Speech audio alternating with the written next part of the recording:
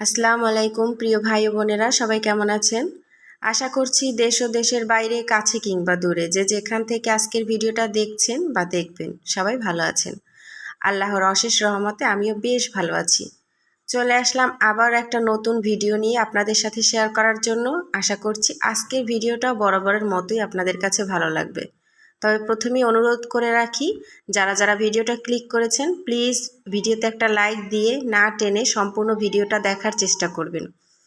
নতুন কোনো বন্ধু যদি ভিডিওতে এসে থাকেন তবে তাদের উদ্দেশ্যে বলি, ভিডিওটা না টেনে সম্পূর্ণ ভিডিওটা দেখার চেষ্টা করবেন এবং অবশ্যই একটা লাইক দিয়ে ভালো লাগা খারাপ লাগা কমেন্টের মাধ্যমে জানাতে পারেন।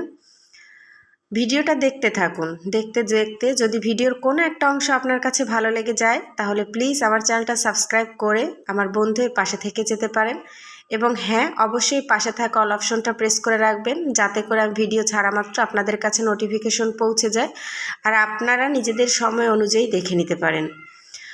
সকালবেলা নাস্তা বানিয়ে অফ ক্যামেরাতে কিন্তু আমি খেয়েও নিয়েছি। বাচ্চাদেরকে যখন খাওয়াচ্ছি তখনই আব্বু বাজার থেকে 5 লিটার দুধ এনেছে, তো সেটা কিন্তু আমি প্রত্যেকটা বোতলে ভরে ভরে মানে আধা লিটারের 10টা বোতলে ভরে ফ্রিজে রেখে দিয়েছি।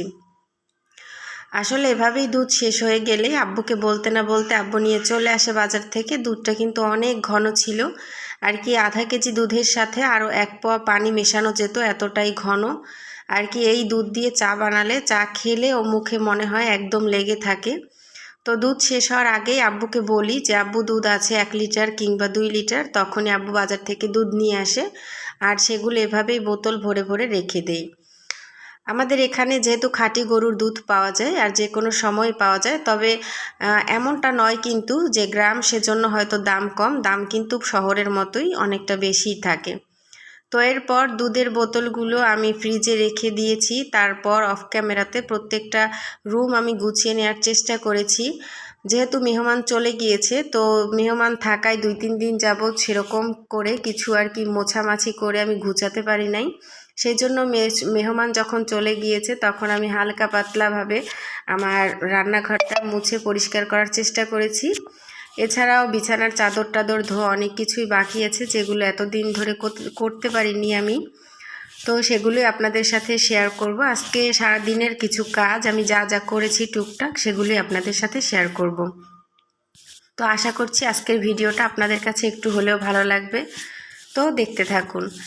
এই কিন্তু তারপর আমি চলে আসলাম বেসিনটা ধোয়ার জন্য। এই 3 দিন যাবৎ বেসিনটার উপর দিয়ে আর কি অনেকটা ঝড় বয়ে গেছে, মানে প্রত্যেকটা বাচ্চারা হাতটা ধুয়ে, এমনকি আমরাও নিজেরাও আর কি কথা বলতে বলতে হাতটা ধুয়ে খাবার খাওয়া বেশি হয়েছে তেল চর্বি জাতীয়, তো আর কি হাত ধুয়ে এটা একদম নোংরা হয়ে গেছে।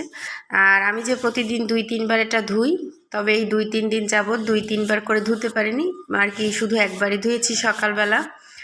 তো সেজন্য আগেই রান্নাঘরটা পরিষ্কার করার পর বেসিনটা ধুয়ে নিলাম সুন্দরভাবে। চলে আসলাম বেডরুমে। এখন বেডরুমের বিছানাটার চাদর আর কি পাল্টাতে হবে আর কি, ধুয়ে দিব।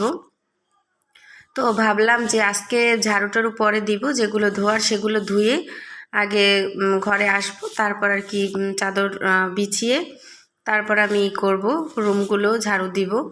তো আমি কিন্তু এই তো বিছানার চাদর তুলে নিয়েছি, এখন নতুন একটা বিছানার চাদর সেটা সুন্দর মতো বিছিয়ে নিচ্ছি। এদিক থেকে আমার দেবরের মেয়ে আমার সাথে দুষ্টুমি করতেছিল, তো আমি বলতেছিলাম পাখি একটু সরো, মা কাজ করে নিই। তো বলতেছে আমি এখানে শুয়ে থাকবো, সরবো না। এরকম মা মেয়ে অনেক দুষ্টুমি করার পর অবশেষে ও সরে গেছে। তারপর কিন্তু আমি বিছানার চাদরটা ভালোভাবে গুছিয়ে নিয়েছি। প্রচণ্ড গরম পড়েছে, এই গরমে কার কী অবস্থা আমি জানি না, তবে আমার অবস্থা খুবই খারাপ, মানে সারাক্ষণ আমার গলা ব্যথা থাকে, গলায় কাশি কাশি মনে হয়। তবে আপনাদের কী অবস্থা সেটাও কিন্তু আমাকে জানাবেন। এই যে বিছানাটা সুন্দরভাবে গুছিয়ে নিয়েছি, এভাবে কিন্তু আমি প্রত্যেকটা বিছানায় সুন্দর মতো গুছিয়ে নিব, কিন্তু ফ্লোর পরেই ঝাড়ু দেব, কারণ এখন ঝাড়ু দেব না। তো এই বিছানার চাদরটা আমি তুলে নিয়েছি, এটাতেও একটা ধোয়া চাদর বিছিয়ে দিব। আগে চাদরগুলো ধুয়ে দিয়ে আসি। আমাদের এখানে কিন্তু এখন পর্যন্ত সেরকমভাবে কোনো বৃষ্টি হয়নি, শুনেছি অনেক এলাকাতেই নাকি বৃষ্টি হয়েছে, তবে আল্লাহর রহমত যে আমাদের এখানে কবে আসবে জানি না। তবে আল্লাহর কাছে বলছি, আল্লাহ তুমি তোমার রহমত আমাদের এখানে একটু দাও, কারণ প্রচণ্ড গরম সহ্য করা যাচ্ছে না। সব বাচ্চারা অসুস্থ হয়ে যাচ্ছে এত গরমে। বাচ্চারা তো আর বোঝে না যে গরমে খেলাধুলো করা যায় না, একটু ফ্যানের নিচে বসতে হয়। আসলে ওরা সারাক্ষণ ঘামে এতটা ভিজে থাকে যে ওদের সুস্থ করাটা আর কি খুবই টাফ হয়ে যাচ্ছে।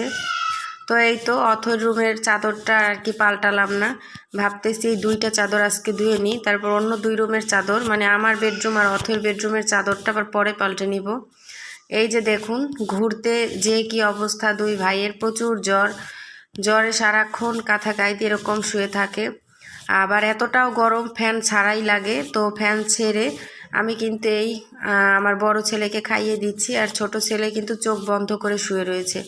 এভাবেই সারাক্ষণ শুয়ে থাকে। যেই ছেলেরা আমার ঘর মাতিয়ে রাখে, সারাক্ষণ দৌড়াদৌড়ি ছোটাছুটি করে, ও কিন্তু সজাগ, কিন্তু চোখ বন্ধ করে এভাবেই শুয়ে থাকে।